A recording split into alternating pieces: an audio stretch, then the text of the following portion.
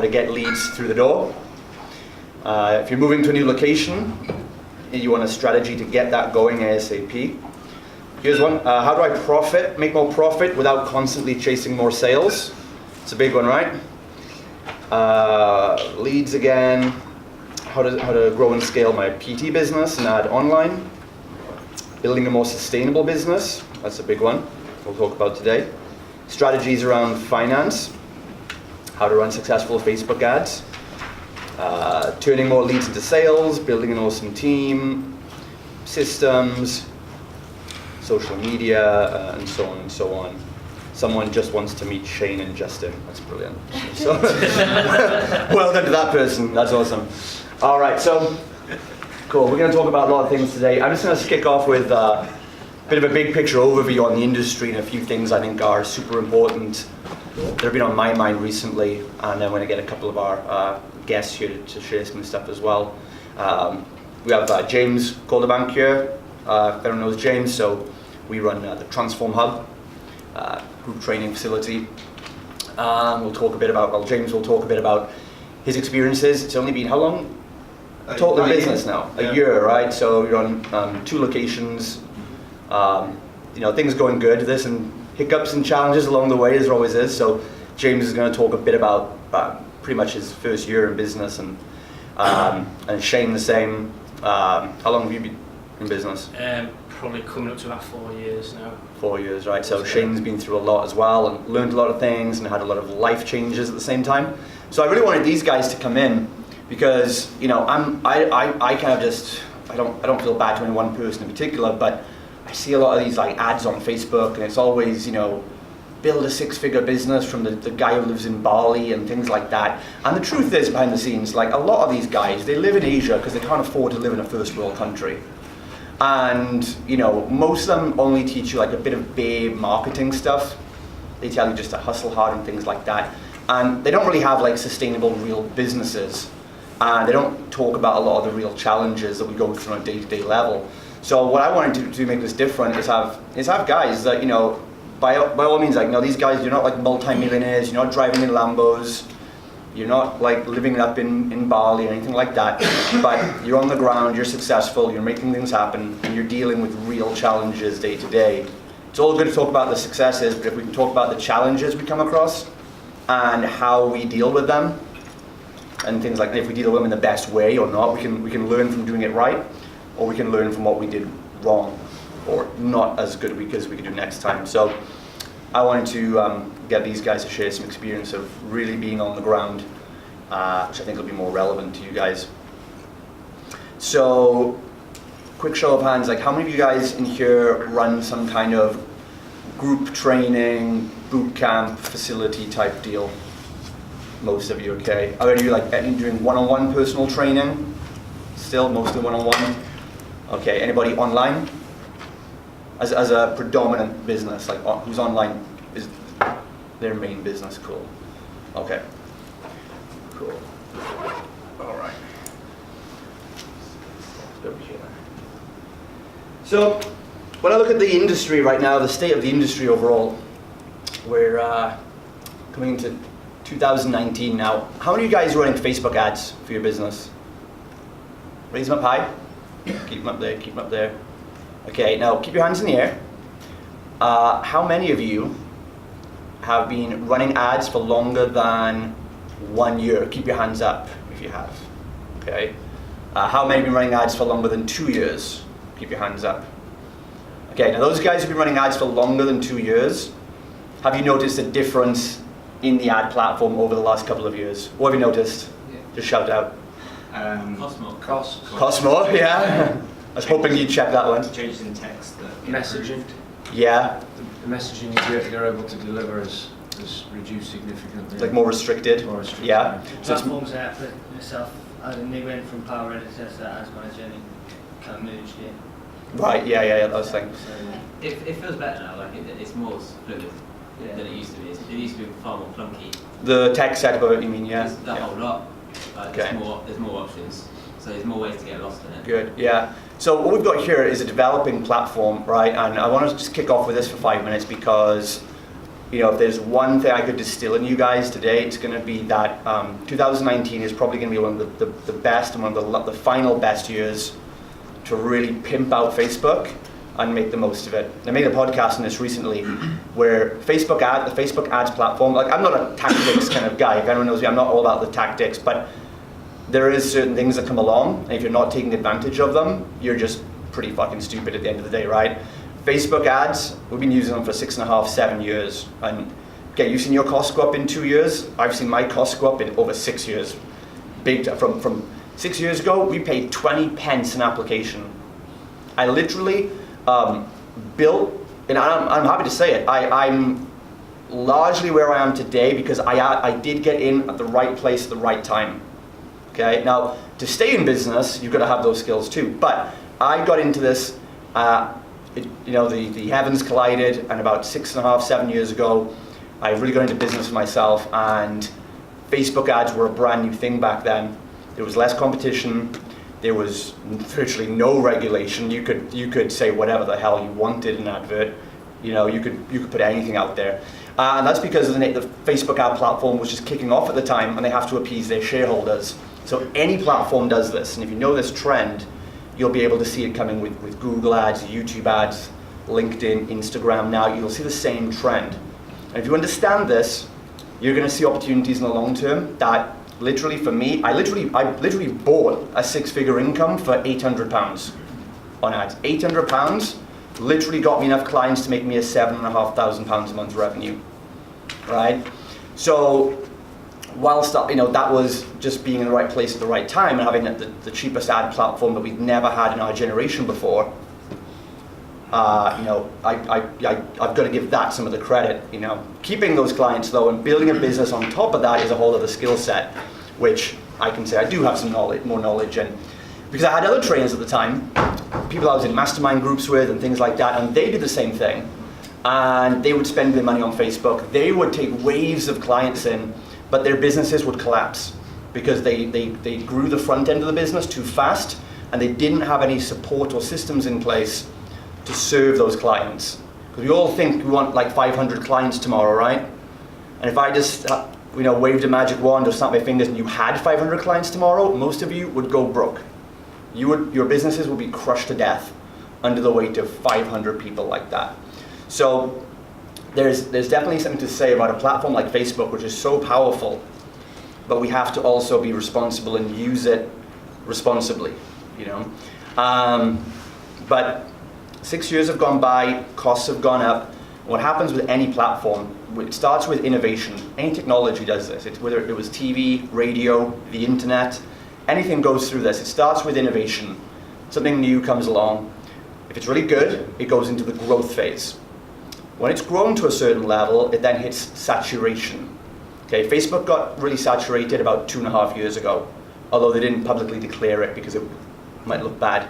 But you could tell that, and I could tell that, and for about the last 2 to 3 years, I've been telling any Fit Pro that will listen, if you're not running ads yet, you have to start now. The window of opportunity is closing.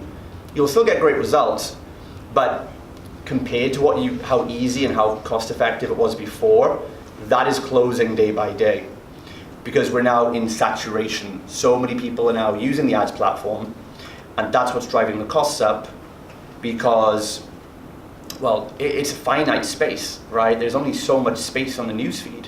Right now it's like every third post is probably an advert, right? And Facebook can't put more than that. It's not some infinite resource.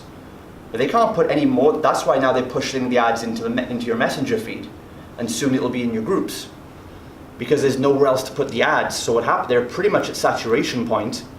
It's like having a full gym. There's nowhere to put new people, and so when they know there's more demand than there is supply, they go, oh, our costs are going up 300% now. Just because. You can walk away if you want to. We've got 10 more PTs in your area begging to give us money for Facebook ads. And you will keep paying us, and you will pay us more. And we're going to tighten up and restrict what you can and can't say. So deal with it. And they're doing that because it's actually a good thing, because they're actually filtering through the quality.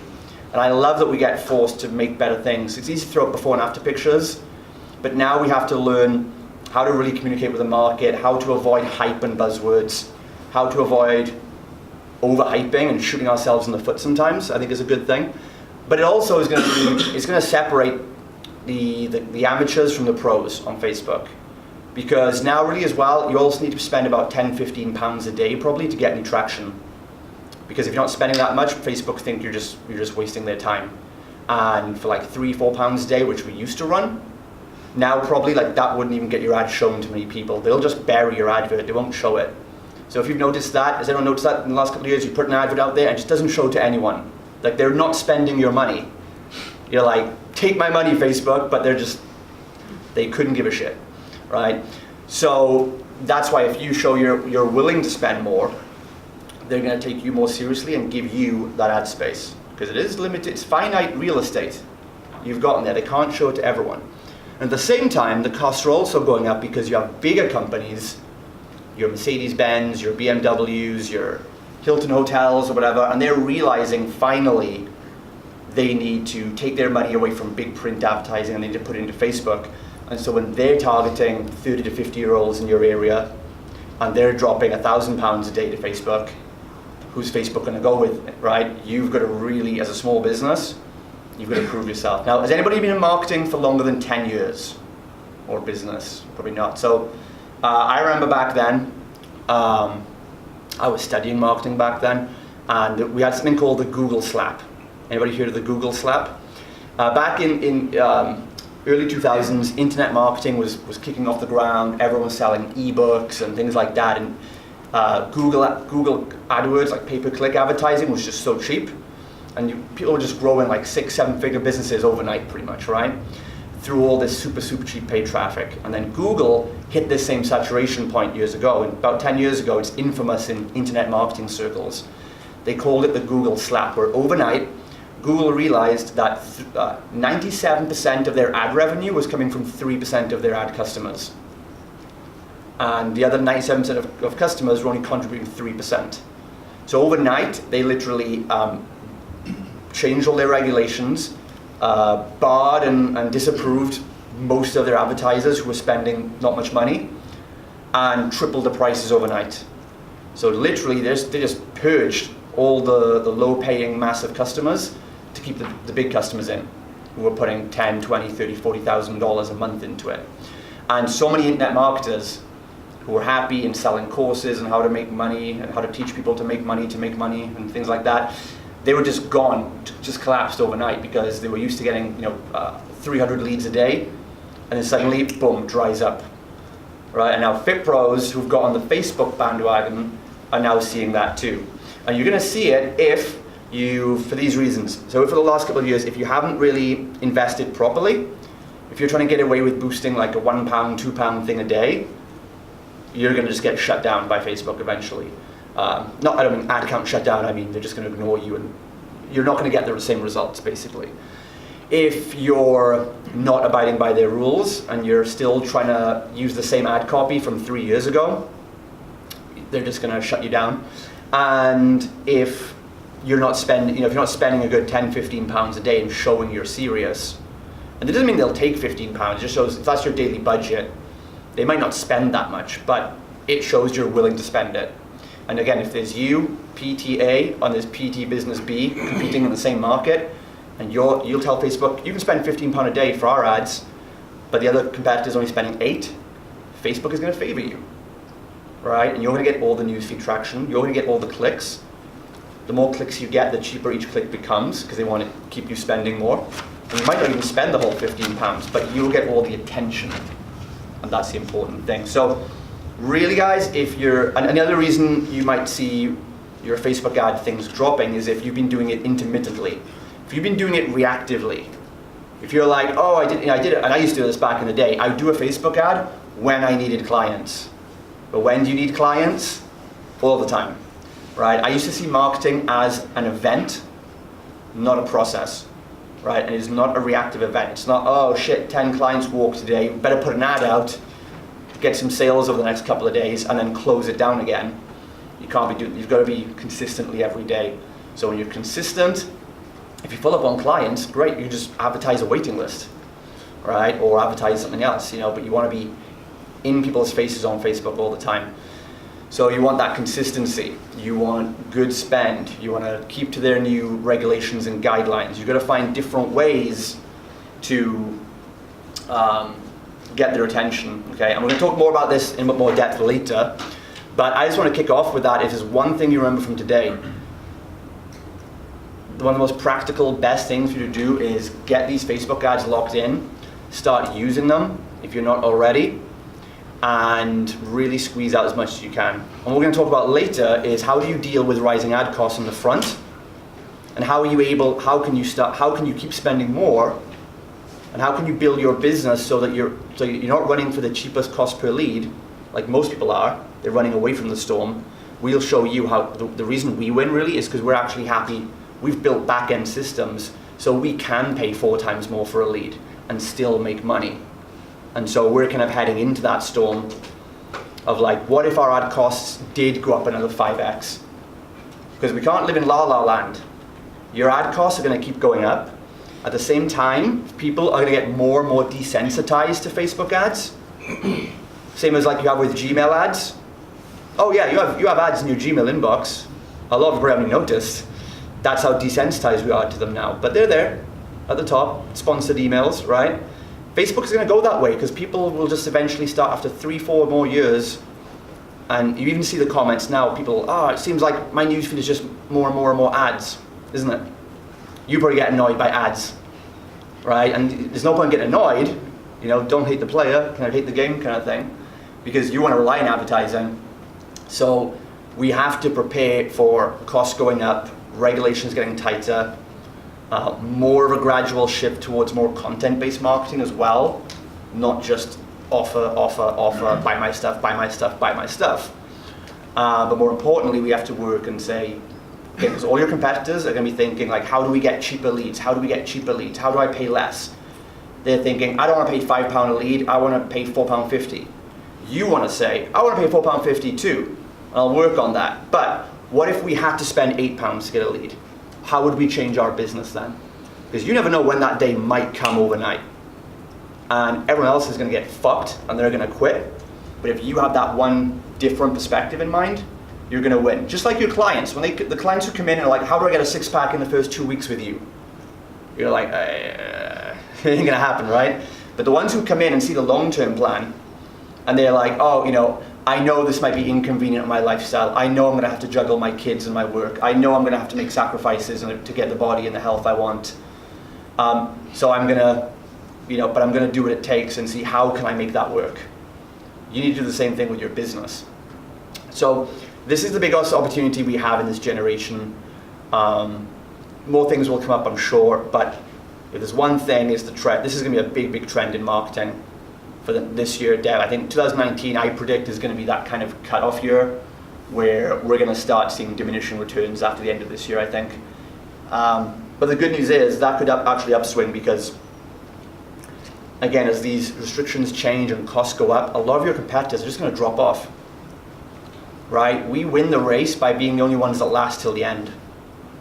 If most of your competitors they're not here today, they're not investing in themselves, they're not going to learn this mindset, they're going to keep chasing cheaper and cheaper leads, and they're just going to quit the platform. When they start spending £10 a day and they still don't get anything from it, they're just going to go, Facebook ads don't work, nothing I can do, start trying to run Instagram ads or something instead, if anything. Or probably not. Because there's a lot more actually bigger factors in the industry coming up, which I'll talk about later as well. I'm going to save that for later actually. So anyway, that's just a couple of things on Facebook, just one thing to remember. I'm going to get a lot more in depth than that. But does that make sense to everyone, first of all? That's something of like urgency I just want to tell everyone, I think, because it would be a disservice not to just tell you that straight away. That's one of the big things that can affect your lead flow. Since so many of you have asked about lead generation, that's the best thing I can tell you about that. All right, cool. You want to go? Yeah. All right, jump up here then. We're going to jump into the Q&A, or you want to stand up? I'll put the chairs I'll in. sit down. We'll put the chairs out anyway. So, all right, guys. So yeah, I'll let James introduce himself in a second. I'll just talk through a few things, like James's business so far. So, do you want to tell the guys well, just tell us where you've come from so far and what's been happening over the last year. Yeah, so I was basically a personal trainer doing one-to-ones out of a commercial gym called Total Fitness. I was there for about, I think it was six and a half years, something like that. And I think about a year before I left, I started doing like 6-week transformation groups. Got a bit of a deal with with one of the managers there, so that I could sort of bring clients in that weren't members. They would do the 6 weeks, and then I'd upsell a gym membership for them, which worked quite well. And then after about a year of doing it, they sort of turned around and said, we can't let you do this anymore, and stopped me doing all my groups. So I then built a business in a gym and had no one-to-ones left or anything like that, so my whole income was like taken from me overnight. So they had a bit of a chip on the shoulder, so they were like, oh, you'd have to go out to one-to-one. So 2 days later I said, look, I'm leaving. So, and just prayed to God I'd find like a little unit. I didn't straight away, so I just had a 6-week group start about a week in, so I was like, right, I need to find $7,000 to pay these people back. So it was like, you can imagine like pulling all my hair out, not knowing what to do. So managed to find a gym around the corner from our little one. So just rented the space from him for the 5 weeks, which was really cool. And then a unit come up, which was perfect, it's like 2,000 square feet. So yeah, got that signed pretty swiftly straight away, and then we got in there and made a full gym within like 2 weeks. So yeah, just threw myself into it really, and then since then we've sort of Where it's things now. got to this point now. Yeah. That was, so when was the date you opened the first location? 1st of March last year. Okay, so less than a year ago. Yes, about 11 and a half months. Exactly a year ago, pretty much. Yeah. Yeah. So Okay. yeah, So we you kicked it off. How did you then fill up the first one? What was? yeah, so we didn't have any systems in place or anything. It was just like, yeah, ads. Just blitzing the area really. For your 6-week challenge, right? Yeah, it is a 6-week Yeah. challenge. Got loads of people in. Then we just started getting memberships off the back of that, really.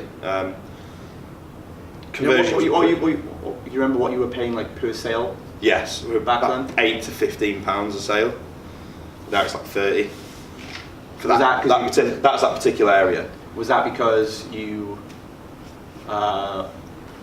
were getting tons of cheap leads and just converting a few, or was it you were just getting really good quality leads, or you just had really high conversion on the phone? No, just I was always quite good at selling on the phone things, so I was probably closing at 60-70% of them. Right. But now we've got people that I've obviously not got time to do that, so we're probably closing at 50% now. So that's obviously creeping the cost up a little bit and not saturating the area, but people are just getting used to seeing. But that's our what happens adverts. as well, though, right? Because here's the thing I see a lot of fit pros do is where they look at only those relative numbers and they compare against what it was before. But you've got to factor in James is growing a business beyond himself. So in the beginning, yeah, you will close 70%. Now you've got a salesperson who will close 50%, and we think, oh shit, our sales aren't as good. But that salesperson can now do it full time and close more volume, whilst you can work on other things. So you see, like, there might be a little bit of a cost in that, because sometimes, because this is a question I get quite a lot with hiring people. It's like, you know, if I hire someone, what if they're not as good as me? It's like, they're not going to be as good as you. Right? That's why they come into work for you, right? Because you're the shit. That's why you're at a point you're actually able to hire someone. You're doing something right. And you have to accept that they're not going to be as good as you. But what is, and like that's you know, that's the thing. If you can get one person converting 50%, even if you could close 90, well, you can get 2, 3, 4, 5 people closing at 50%. You get 10 people closing at 10% if you get a monkey to do that. But you have that leverage now. And it also frees up, so James in his time has to go and focus on then the client service, the delivery, the team, the coaches, things like that. So it's just important to look that you're not looking at numbers from the past and like beating yourself up over it. Same way with like your clients with weight loss, you know, they'll lose 10 pounds the first week, they'll lose 6 pounds the second week. By week 6, they're losing 1 pound. And they go, I lost 10 pounds in the first week, it's not working anymore. But no, you're gonna get, when you put big principles in place, you're gonna see big leaps forward. But like with weight loss, like with getting stronger, it eventually becomes more incremental, smaller gains. That makes sense? So it's important just to watch out for those numbers. You see that you're not causing problems when there isn't one really. Yeah, it's quite nice to start because you're getting quite a lot of money up front at the start, but I think the biggest thing that I've sort of seen myself doing now is it's actually just not giving a shit about making any money off the front end. Even though we are doing, it's like, well, it costs us £15 a sale to put the commission to the sales staff, and then what I've saved the ad, say the conversion cost 40, 50. We're still probably making what, 70, 80 pounds, something like that off it, but we're not happy now not to make any. If we had to pay £70 to get a sale on Facebook, then we've got the budget to do it. Because when they convert after that if you get 50% of the 6-week people come in that convert and pay you £1,000 up front for a year, the cost per sale seems really low off the back of that. Then so what Justin was saying before, it's working on the back end of it all, and it's not just about selling that front end. You see the long term now. It's a long term vision of it. You see the long term of it. Like so you start looking at your ads. Another thing. This is part of the thing of everything's going to loop around today. By the way, we're going to talk about different lessons, and the same lessons are going to keep looping back around. That's how we're going to learn. But you'll see this again. This is one of those things when it comes to how do we spend more on advertising if we had to.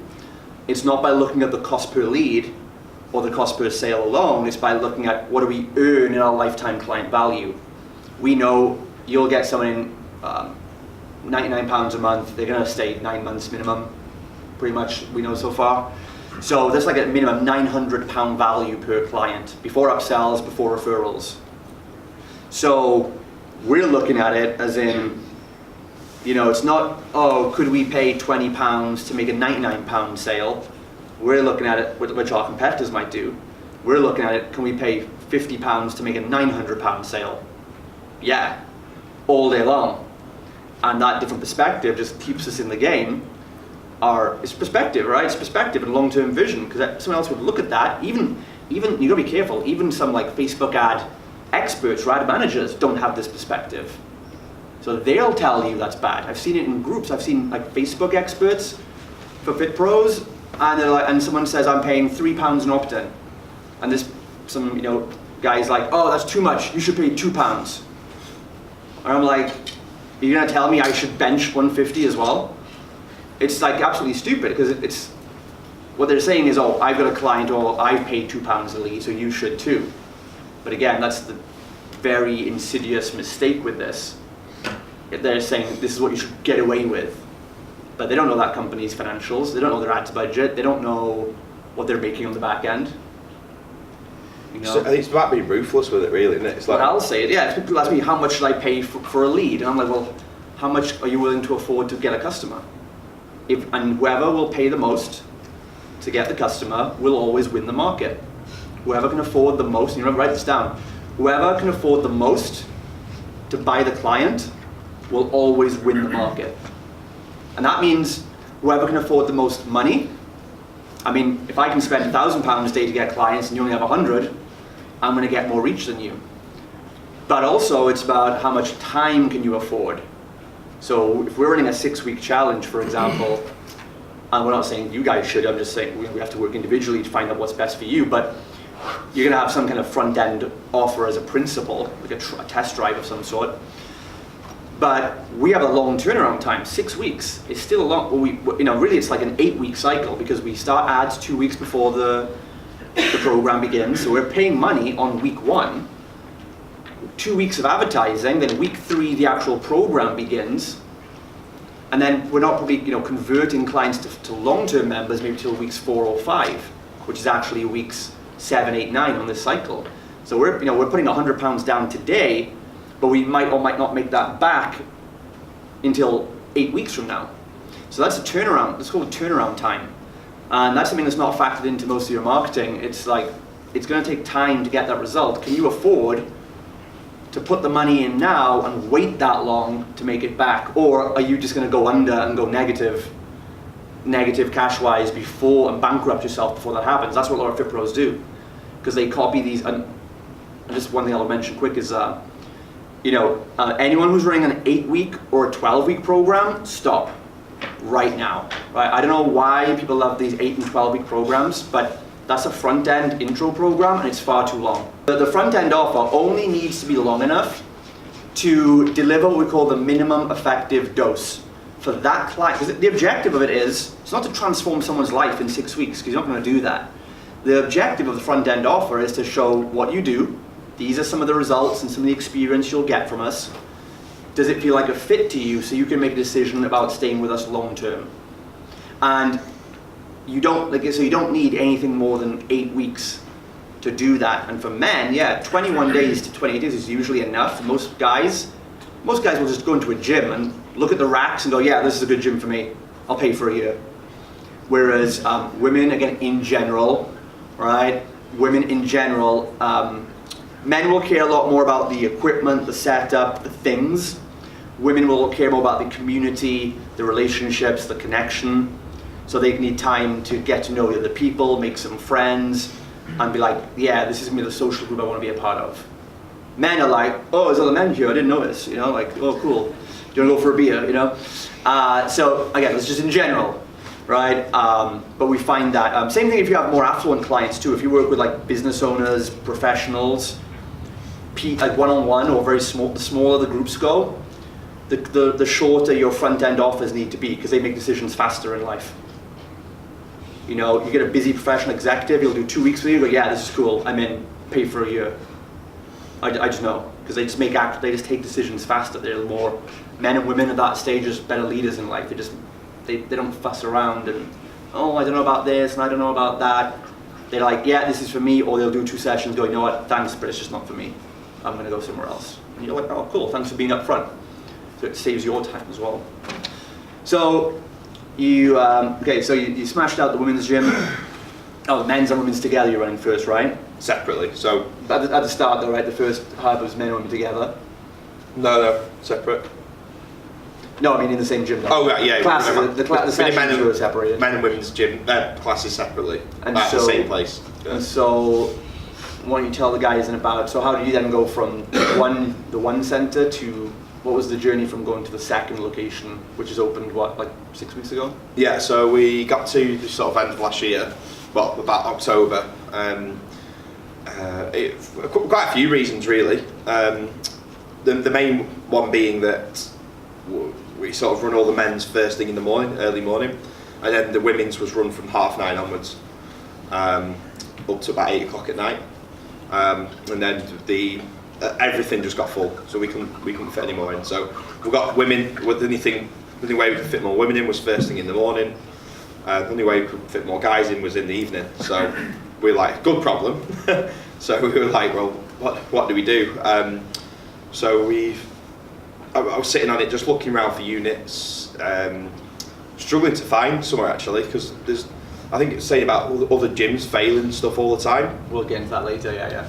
Yeah, well, like, the landlords don't take you seriously. So they think you're just some shitty ass PT that doesn't have a clue what they're doing. So I actually went and took my books into... Has anybody else had that, by the way? Anyone like searching for a location or a next location, and it's hard to get planning permission and stuff? Yeah? So I actually went into the... what do they call it? They're called Pinkers, the company that does it all anyway. So I went into quite a few of those, and I was like... I went in like jeans, a shirt, like made it like I'm not just some idiot scrote with it that's just got a little bit of an idea it wants to train a few people at the gym. So I took it and they started taking me more seriously. A week later, this 5,000 square foot monster of a place come up, and there we go, we signed it. So that's the ladies only gym. And so why did you make the decision then to separate the men and women? Just took so the women out, put the women in the new centre, and the men have kept the old place. So what was your thought behind that? What, to put the women into the new one? Yeah. It was bigger. We had more volume, and it is the women's one is like my soul. That's the long term vision. The men's are probably not. I'm going to get that to capacity. I'm probably not going to open any more men's gyms or anything like that. That's plan is to sell it over the next 2 years. Get it to full, get all the systems in place to sell it. It's smaller, it's more profitable, it's fast turnaround, it's easier to run. Yeah, I've done like the books this month. I think it's running like 40% profit at the minute, so it's just a nice little addition. And then, but the lady side of it, we want to get that to 400 members. whereas the other one we could probably fit 100 to 150 in max really. So what would you say is like the one or two best things you've done? Like what do you think is the one or two key things you've done that have helped you get to where you are in like less than a year? And then we'll talk about one or two things that, or some of the biggest challenges. I'm at a stage now where I have to think out small, but when I'm starting out, just go. I've always just chucked myself head first now. I've got a really obsessive personality, so I've just got stuck straight in and just gone for it. But people say believed in it. I know it. I just 100% from the bottom of my heart knew it would work. So people say like just do it, but when you say just go for it, like what do you mean? What might have you been if you got holding back on? I think if you're a bit scared about not making it work and things, and it's just having the biggest thing is just having the right people around you. Like obviously I've not worked with you from the start, have I? But I've had people around me that know what the hell they're doing and place to go. If I had just done it on my own, yeah, probably doing okay, getting a bit of money in, making a bit of a living out of it. But being around the right people that have got the 8 years of experience before you, you're going to grow 100 times quicker because you've got all their experiences and what they've learned from, they've put into a system to help you to go in faster. So make sure you just invest in mentoring and coaching. What a lot of fit pros don't realize is that you have a very specific skills and qualities that make you really, really, really awesome at some things and really, really terrible at everything else. And one thing is like we tend to have this mentality today that we can just learn anything because there's info courses and there's YouTube and but there's going to be certain things for some of you guys. Like some of you, probably fewer of you, will be like, oh, I have no problem with finances and financial management. I love that stuff. I love being organized. Right? Most of you though are going to get a nosebleed every time I talk about it. And you have to realize that you can't just go and do some 8-week course to study this shit and learn everything about finances because you're just not hardwired to do it. Right? Like you can't learn everything. I can't learn to be a black person. There's some things just in our DNA or our genetics and our natural who we are that we're just meant to go along with. Right? And you need those things like finances, for example, need to be done in the company. But there comes a point where it's a point of diminishing returns for you to spend too much time trying to change who you are to learn that one thing. Like if you absolutely suck at selling, don't do it. Get someone in who absolutely fucking loves to sell. James is, I see fit pros fall in two categories. James is more of what we call the pure entrepreneurial type. You're probably going to be the same. I can tell these days from just eye contact and body language sometimes. Some of you are going to be just very full of energy, big picture thinking. You can probably sell the shit out of anything you have because you have so much passion for what you do. People naturally follow you. And you have no time of just getting in there and doing it. What happens is though, you leave a big fucking mess behind you. Right? Right? So the laugh tells me that I'm on the right path for that. And so what you need really is what we call, you need someone who's the other type, which is more we call an integrator, or a more operational type person who's like, you're like the dad of the business that goes out and hunts and stabs the animal. You need what we call like a mother of the business that keeps everything tight and keeps everything in line and really orders everyone around to put you in your place and be like, no, you have all this focus, you have all this energy, you have all these ideas. And if you have a lot of yes people around you, it's like, oh, let's launch this thing. And everyone's like, oh, okay, we'll do it. Because they don't know what's best and most productive for the company. They'll just follow you if they're on your payroll. You need someone who is going to match up to you. And women actually are much, much better in this role usually. Because they're a lot more organized in general. And so someone like that who's going to be like, okay, that's great, but no, not yet. We'll do that later. We have to focus on this now. Go out and do this thing. Because you'll have ideas, but you live very spur of the moment if you're this type. So you'll have an idea and you'll forget it tomorrow, and you'll send your team off doing something totally random and you'll forget about it in a week. Or you won't see the whole project through. So having someone in the business more on operations to keep things under control and keep you focused, keep you on a leash basically, like harnessing that energy is going to be the biggest game changer for your business, because you now get to focus your energy on the things you love to do. And likewise, if you're more the other type, if you are more of an integrator, operational, analytical person like me, who's a lot more balanced, a lot more emotionally resilient, because the entrepreneur type is going to make a lot of decisions based on emotion and impulse, which is good. It has a place, but it needs to be harnessed, you know? You want to have an impulse decision, but you want to then back it against some data, some facts, and some figures. Tony Robbins is like this. I learned this from Tony Robbins, this concept where he has like a board of what he calls like 12 pessimists on his team, like full-time pessimists. They're just analytical people. Tony Robbins is such a pure, emotional, entrepreneur, big vision person. He needs 12 people just to rein him in. Because he's like at a team meeting going to be like, oh, I've got this idea, we're going to do this huge event and we're going to feed 5,000 people in Africa and we're going to do this and we're going to put this big thing on. But he needs that integrator person or team to be like, that sounds great, that idea is going to bankrupt us, but how about we compromise? How about we do this in stages? How about we do this bit and not this bit? How about we control the costs here? And he's going to go, okay, good, we come to a compromise. So there's that impulse, an instinct that you want to get great ideas from that will revolutionize your business and keep you innovating. But if you back those onto a more level-headed team or person or mentor, or even a friend can do this, they don't need to be in the company, you just need to be around someone who can think more level-headed and say, cool, but have you thought about this? And they're not there to shoot down and piss on your dreams, because that's how an entrepreneur type can take it sometimes. They don't tell people the idea because they think they're going to get criticism from it. And the analytical person isn't trying to criticize you, they're just pointing out something you might not have thought about, because that's how they think. And if you can really get to know yourself and see if you are being reactive to things like that, and you're taking it as you're too defensive, and you can see when someone is actually just being honest and trying to help you, that is going to be the big instigator. Every giant company has what we call the visionary, the entrepreneur, and an integrator or operator at the helm. For Facebook, Mark Zuckerberg was the visionary, Eduardo Sovereign was the integrator that kept him in line. Apple was Steve Jobs, the visionary, Steve Wozniak, the integrator. The Google brothers, Larry, I don't know which one's which, but one was a visionary, one was an integrator. One is always the driver, the ideas person, the go, go, go, in the moment, passion, in the clouds we call it. The integrator is always more in the dirt, in the right now. What do we do first? How do we plan this? How do we manage this into a project? What resources do we need? What's the budget? When's our turnaround time need to be? Right, so that's going to be a big thing for a lot of you going to a bit more advanced level now.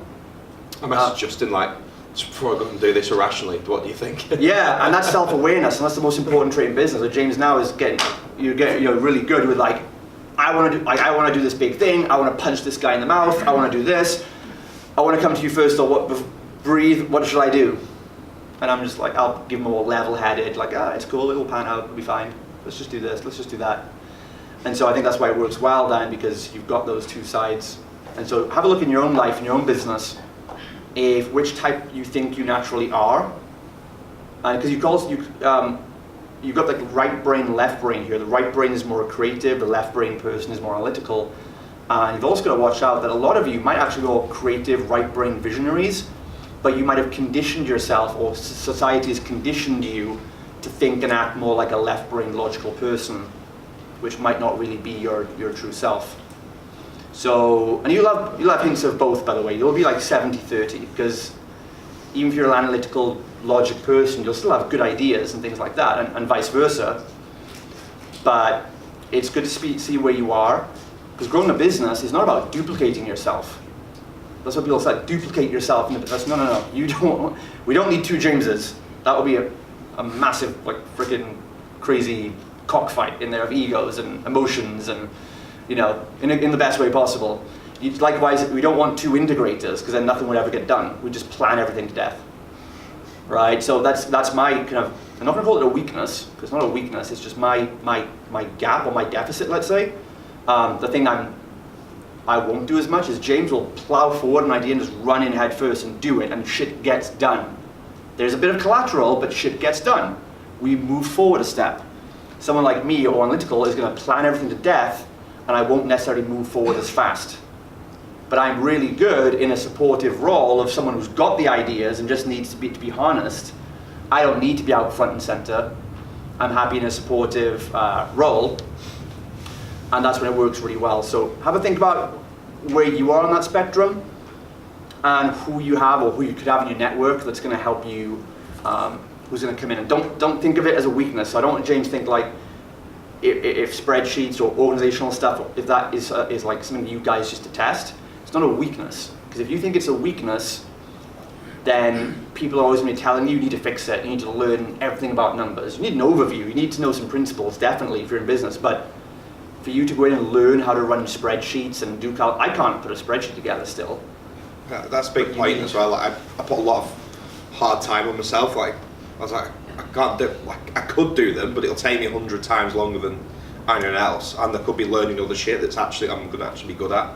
Or doing what we're already good at. Leading Exactly. people, coming up with ideas, selling the business, selling people. At one point I was like, should I be running a business? I was having this like imposter syndrome. Should I be running a business if I can't do this? And whereas now, just go pay the accountants to do exactly what we need to do, and every 2 weeks get a full report. This is the breakdown of each thing I need to know. Yeah, and you just give that to me then, right? Yeah. Because first, like, just Well, no, once it's on read paper, I can read it. Go, okay, that's cool. Like once I've got a summary of it all, but it's all the little nitty gritty things behind. So Yeah. don't be scared. Like if you are generally not, something doesn't come naturally to you. I'm not saying don't learn it, but just get someone else to do it and just put everything into what you're good at. Yeah. Channel into the right things. You know. Like, if you absolutely suck on making videos, but you're a great writer, then just go and write content, written content, right? You don't need, because all the people online, video's the next big thing. You need to make videos. You gotta do videos, but you don't have to. If you really, really suck on video, it's just not your thing. Learn it if you want to, but don't see that as, oh, that's my weakness, I can't do content anymore. Because you'll start thinking like, oh, there's no point, I can't do content, I can't make videos, I'll get left behind, I may as well give this up, I may as well go and jump off a bridge. And it'll just spiral into things like that, and you'll beat yourself up over so much, because something that doesn't come naturally to you, it comes naturally to the person selling the how to make videos course. But they're like, yeah, you know, like, I made $1 million making videos. It's because you're a natural extrovert. You didn't learn fuck all, you just knew how to do it. You were probably making videos when you were 3 years old, at your birthday parties. But then they come and tell you, like, oh, but if you suck, if you're an introvert, like, we need to fix that. And it's like, no, because you'll probably smash out written content 100 times better than that guy can do a video, right? So it's really important on that. What would you then say is, like, what's some of the hiccups or challenges that have come up, and how have you dealt with them? Well, how do we start? I think earlier on, it was, I think, again, thinking long term about everything. We got a guy in when he started. It fit the purpose at the time. He was doing probably 5 to 10 hours a week. We'll edit that out on YouTube. Don't worry. Max for us. Yeah. Sorry, I shouldn't be giving this out, should I? That's put it nicely. So we were paying him £20 an hour at the start, like PT rate. And then as we'd grown, we were doing 30, 40 sessions a week. We then got to a point where it's going, well, we can't afford to pay someone 40, 50 grand a year to do some training sessions for us part-time. So we then recently had to sort of go, well, we can keep you doing the hours you're doing, and then we'll get someone else in to go forward, or you can do these hours, you're going to be on more money, but it's going to be double the hours, basically. So we had to have a really, really tough conversation. Change the whole job description around We the changed job the whole role. job description. We started breaking we broke the whole gym and the process down into roles, then divided them roles into separate job roles. So we don't just get someone in just to do a bit of that here and there. We get someone to do that role. Even I'm doing the managers and head coach role at the minute. So when I do step out in the next sort of 6 to 12 months to start up the other projects we've got going on, the money's already allocated and everything like that, isn't it? And the roles are already there for someone else to come and do it. That makes sense. So we had to basically cut them down to £9 an hour, which we didn't go down the best at the start. All the other staff were fine with it. Then this particular guy, he just started going a bit funny, didn't he, really? But in the midst of this, while it was all going on, he'd already been planning to copy what we're doing. So he then left with one of our members and went and set up. All this at the time, the first week of opening the gym. I was just about to go to Thailand, and he handed his notice in the day before. We had planning permission issue. This is all coming in 2 weeks. In January, wasn't it? Yeah, in January. So it's been a bit of a whirlwind. But 3 weeks later, it's the community, the gym, and the team have been the best it's ever been since we've opened. So I mean, and he was like, he not only quit, but he then was calling up the members. Planned a leave and do, but we weren't invited to, obviously. Blocked you all on Facebook straight away, didn't he? So tried inviting all our members to leave and do, which was just a big try and sign them up sort of thing. But And he was calling up, wasn't he like slandering calling them over up, the phone? saying ripping them off. It's a money making scheme. It was like, well, it's a business, but so kind of getting all this slander basically. We just kept our cool, even though we wanted to go and punch his lights out. We just kept our cool, and we just let it ride out. And Pay someone else to do it. what's that, mate? What did you say? Sorry. Pay someone else to do it. Yeah, exactly. I'm a big guy. And we found. So, what were your thoughts? That you know, because then I was obviously saying like, you know, we can find someone who will be happy on a rate like that, who wants to learn, who's young, and because that's the kind of coach we like to hire. So the positive out of this. So we've got a dude in that he's called Sam. You know, he's 24. He's got all the, apart from all the degrees he's got, he's just a really good guy and really cares. And we've got him in on 38 hours a week for like £1,300 a month. So obviously he's not doing 38 hours of coaching, he's probably going to be doing 20, 25 hours of coaching a week. And then the rest, he's doing all the client care management, tracking the results. So this is one of the first things we had to build in, like especially when we work with most fit pros, one of the first things we have to do is look at that typical structure of paying people 20, 25, 30 pounds an hour. It's the first thing we have to chop off, because it's just like that's not sustainable. And it's so hard because it's a trap we all just do it, right? It's like the same way when you tell a client like she's been running on treadmills for 2 hours a day forever, you're like, yeah, we're not going to do that anymore, we need to do 20-minute intervals. And they just can't get, they're like, that. They you know, when you're so invested in one way of doing things, and you think it's the expectation, it's very hard to change that mindset. But as a business, you can't fall into this trap, because it really comes down to who you hire. And well, the way to look at it is, what we have here, we're in a shift in the industry right now. The whole boot camps, large groups, semi-private training is a whole new business model. But we are still relying, most trainers or business owners are relying on the old school payroll structure of 20. Where does £25 an hour come from? It comes from a freelance personal trainer doing one-on-one sessions and renting space out of a large fortune kind of company sized gym, like an LA Fitness or whatever.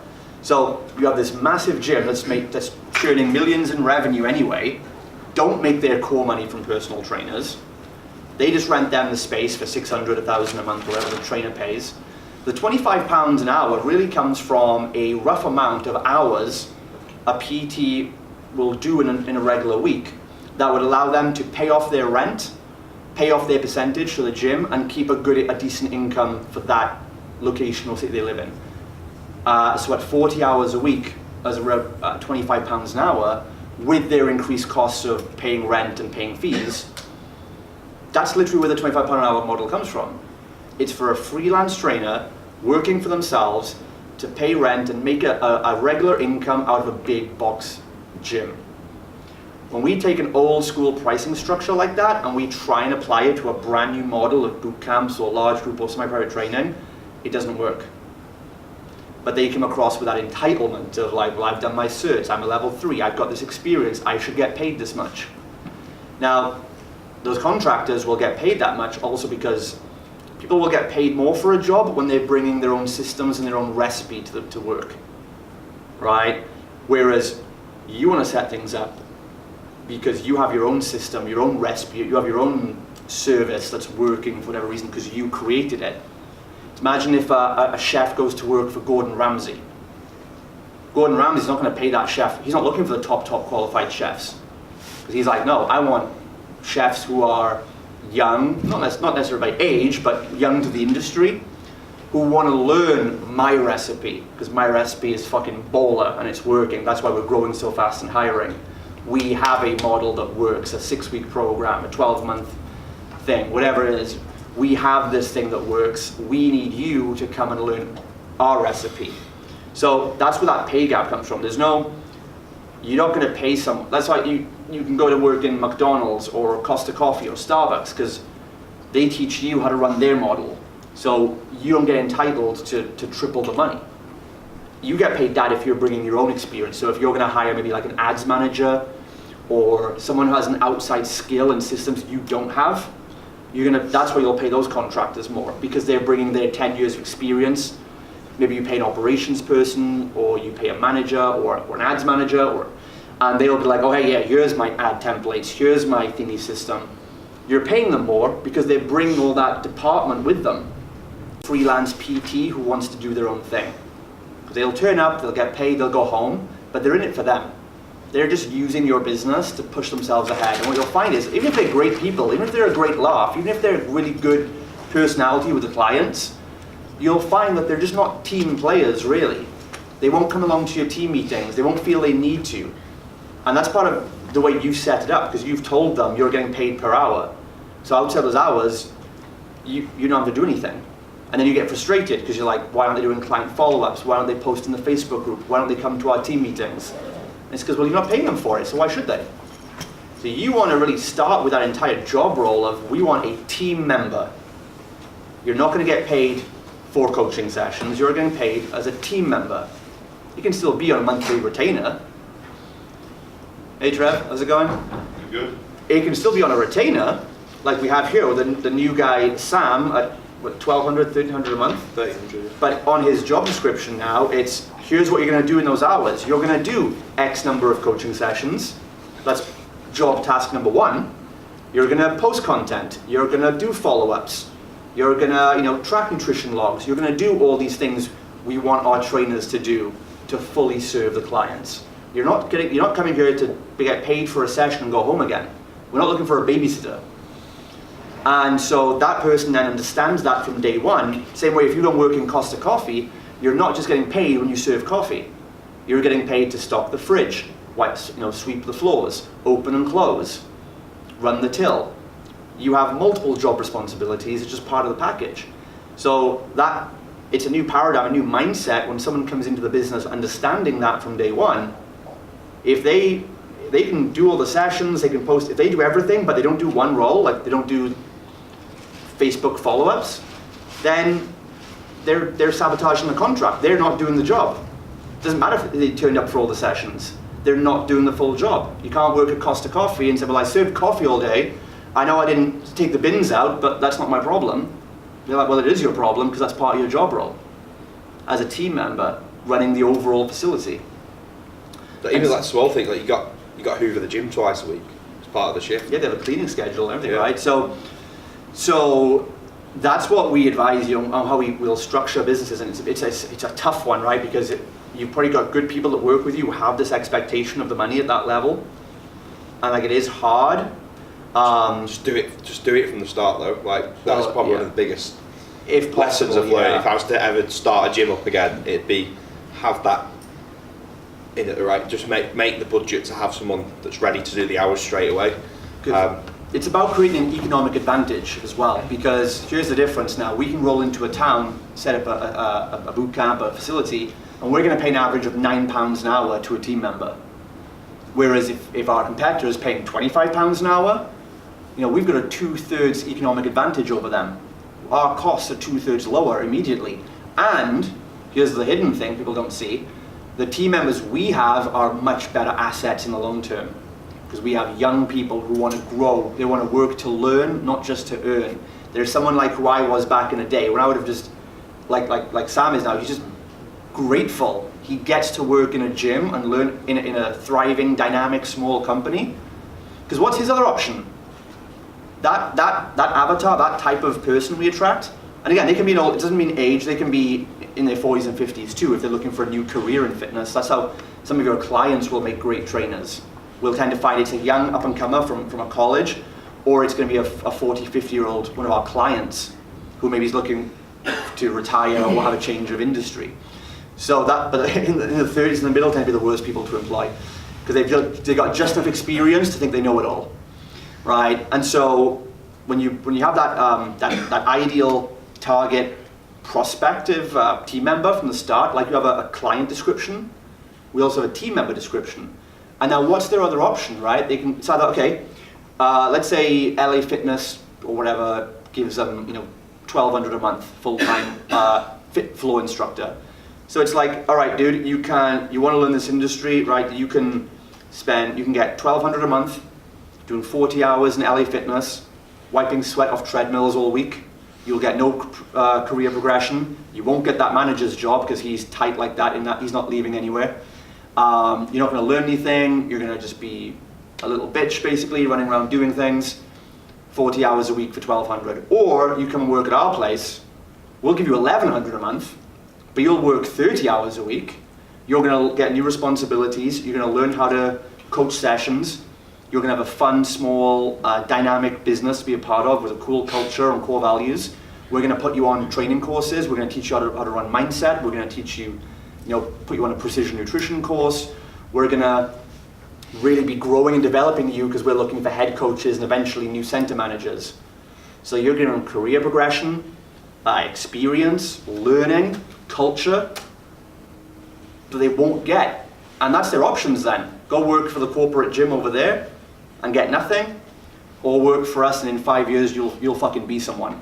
And, we're gonna, as the company grows, you're gonna grow with us. And we want to give you more responsibility. And most of us left the gyms to set up on our own because we didn't have that opportunity at the time. Does that make sense? We left because no one had that kind of job opportunity for us. It was be here as a stopgap for this big, massive company where I'm a faceless nobody, or go and do my own thing where I get creative expression, I get to grow, I get to deploy new skills and things where I think the industry is going, and be innovative. So most trainers, and here's the opportunity that you have in this room today, you guys can literally be the instigators for the next wave of this industry because it is changing fast.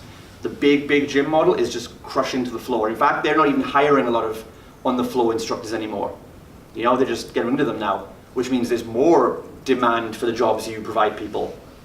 So we can really take that upswing, but you have to now, your business needs to be a product. It needs to be attractive. So every trainer, every good potential trainer in the area doesn't feel they have to go and be self-employed and have to go and work for themselves and have to find the money to rent a unit. We had people begging for it, didn't we? Exactly. You want every trainer. We had 40 applications, 5 days or something. Yeah, when you position the job role like that, every one of those people will want to work for you because they get all the rewards with none of the risk.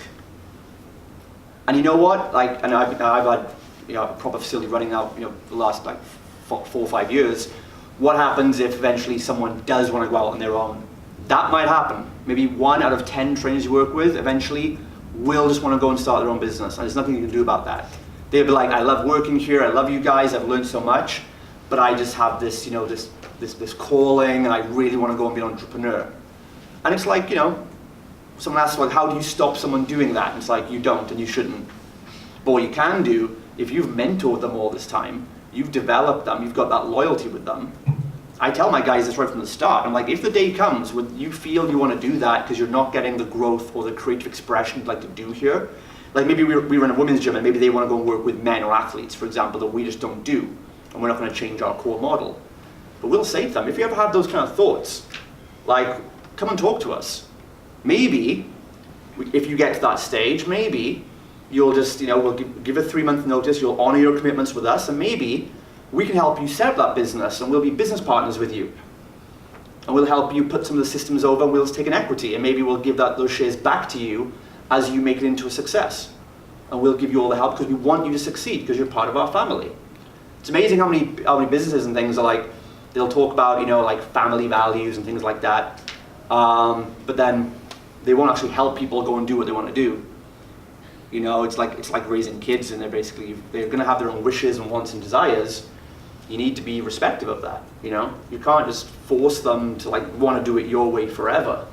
And you shouldn't have to, right? You should wonder why that is. You shouldn't have to. You should be inspiring them, not forcing them. So yeah, the point is you can find younger people or people who are new to the industry, and if your workouts are systemized and documented, then I would say as long as they can teach your lunge and count to 10, they're probably good enough to start doing your workouts, right? Most of your clients could step in and teach one of your workouts probably if they've been there for 6-12 months. You have a question? Love to ask a question. Go on then. Brilliant perspective change. For me though, I feel like my brain has, during that conversation, figured it out. However, I'd love your interjection on it. I have Pilates, yoga, Zumba, not my material. So they come in and teach, obviously, the branded material, and the way that it has to be taught. So for me, there is someone I have in mind that I could manipulate that model. I could drop it from 25 to 20 something, shift it a little bit, and try and play around with it. Obviously, people I've currently got, I'd have to market new people in as well. But have you got any advice in terms of working with the fact that obviously they are mostly fitness instructors, self-employed people?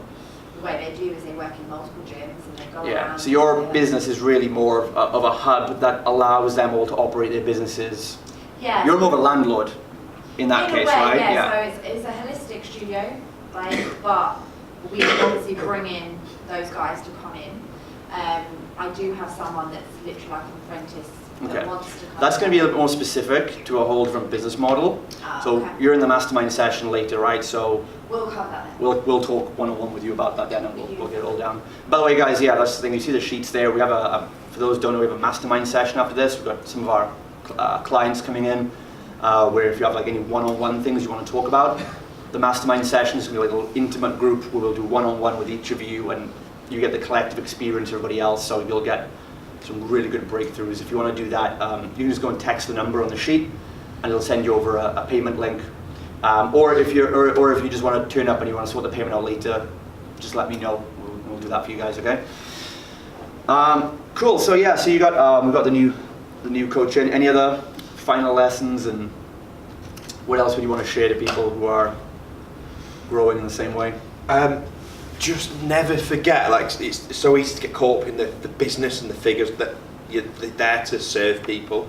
Like, I did go for a stage of like a couple of months where I was forgetting about the actual client, and I hold my hands to admit that, and just don't lose why you started to do it. And as soon as you focus on rather than say this is what we need to do to get this person, just as long as you're always serving people and creating the systems behind it, you'll never stop getting people through the door. And your team, especially with your team, don't have a completely transparent relationship with them, where they'll literally come to you with anything. Since they've learned that they can come to me literally about anything, everything will just grow 10 times quicker.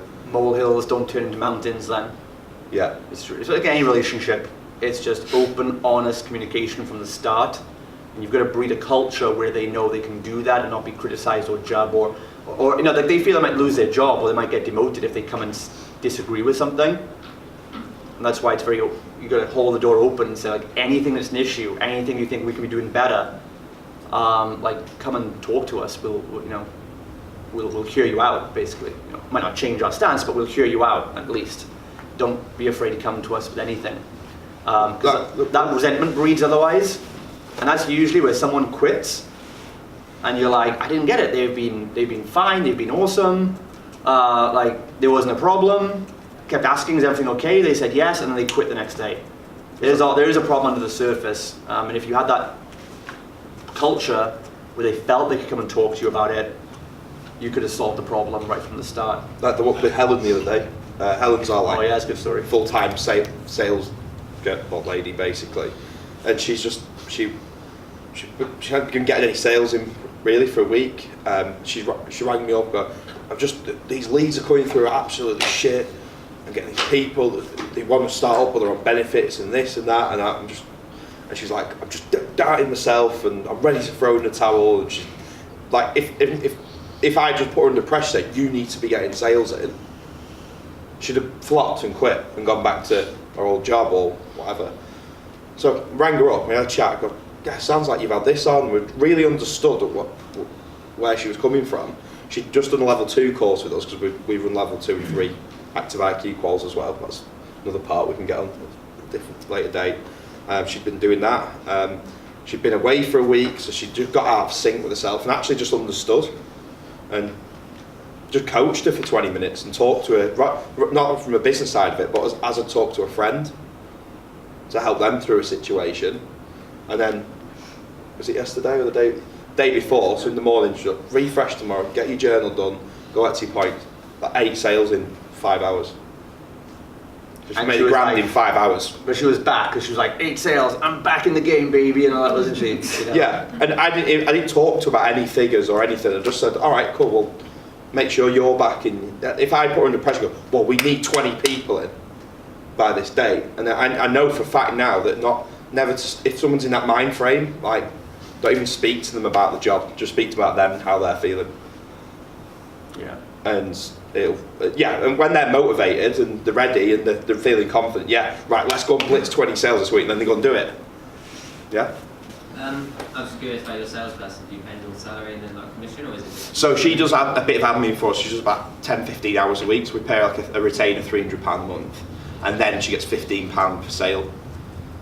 But the admin's not included in the admin for the sales, so that's separate. She does admin for like billing and things like that for us. Yeah. But all the others she'll just get £15. It's also important to note as well that, you know, we're building towards a more of a full-time sales role for her. Because sales, again, well, she get full-time pay for it, isn't she? Yeah, if you tell a salesperson, I'm just going to give you leads, your job is to pick up the phone and do the phone call, they think, again, there's nothing else to do. We are kind of teaching her slowly that, like, it's the whole lead prospect database is under your responsibility. So lead nurturing and lead follow-up is also part of it. She doesn't get paid for that, but that's all. We show her how it's going to contribute to her getting more commissions. I have a girl who I call it the front end offer, customer satisfaction lady, whatever. And she, from application, she contacts them, she signs them up, she deals with the week 1 admin. It's like a program director, coordinator. She deals all the way up to conversion, and once she converts, she hands over to somebody else, and that way she's their point of contact. Yeah. And it saves them, because when I used to operate by myself, they used to contact me, and then it did my head in, so it just took all my time. So I give her the responsibility, and they've then got one point of contact as well, so they're not wondering who to speak to. Yeah. So it's, I found that works really good well. trust anchor. They were one person. Yeah.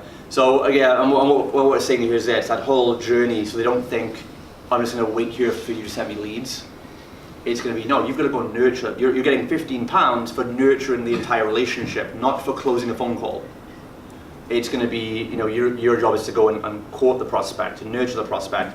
So we're now empowering her just by little bits of like, here's access to the Facebook page messages. Anyone messages about the program, you take it from there. Here's the Instagram, you can take these messages. What we're doing this week, so every week now, so every Friday, I get her to send me an email or a bit of a voice note of what she thinks we could do to get organic leads in. So next week, because we've got a gap where there's no 6-week group in, we've got, right, all the members can bring a friend. And they can bring as many friends as they want, really. So I think we've got 30 people ready. So if 20 of them sign up, she's sorted it all out, she still gets a £15 a sale. So rather than her wasting loads of time on the phone, she's hardly done anything, she'll still get a big whack of money in a week. And so that's, again, similar with the trainers, you get them doing more work around the session or around the phone call. And she's like, I can do this, we could do this, we get this person, get the LEP down for this, we could do this charity event, and all these things are running through her head. There you go, they get creative expression then. Because she knows to make money, she doesn't just have to keep picking up the phone. She could get a big chunk of bonus from just sorting out a referral week. So, alright guys, we've got like 1 or 2 minutes left before we take a break. Anyone got any more questions for James? And remember, if you're on the mastermind session later, James will be here, so you can have probably one-on-one later as well if you want to. But any quick questions? Yeah, with your coaches, yes. Do you do the same sort of, are they employed or are they, how do you? The contractors. Contractors. Yeah. And it's like, that's a good distinction. It's a contract setup, but they are people with an employee mindset. Yeah. Okay. So it resembles an employment Personal contract very training. closely. They've still got like a 5 You're getting page- this much money on this date of, paid retrospectively, end of the month after you've done the work. There's no PAY. For a couple of people, but not for a couple. trainers. Like, I've got myself on payroll, and I will put in our client care manager on it. It's just for tax. If you have more like an Can't say it admin- works best for tax. Yeah, reasons. something like an admin kind of role that can kind of work with employment, but for the coaches, really, it's more contractual based. Yeah. Yeah. So it's just signing a contract like anything else. They are contractors, so it's like this is the contract. Looks like an employment contract, but that's just semantics. One more. What do you want to be doing in 5 years from now? We're So in let's the get a works. holiday. Yeah. Disappear. No, we're working on like a franchise model at the moment, like a license model, aren't we? Yeah. That's the next stages, so you can sort of put all our means go into other gyms, people that might be struggling a bit or don't want the pressure and need the support, and then we can put our system, our logo up and help someone create a business that might not have the full confidence to do it themselves, which is pretty around the corner really. So isn't it? just taking our time, really working on the prototype, really testing, because we want to make sure it's not the fluke, it's all set systems, all there, so if someone does come on, we'll only start with a small batch of people anyways, beta testers, and we'll just kind of give them all the systems and say, because again, that's what I was touching on earlier, that there is now, one of the swings in the industry now is going to be this fact that so many trainers now, it's going to be harder for them to get planning permissions, harder for them to go self-employed with their own units, and a lot of them now with a model like this, they're able to get that freedom of working for themselves, but they still have then the systems, the support, the guidance, the mentoring, taking care of those big things for them.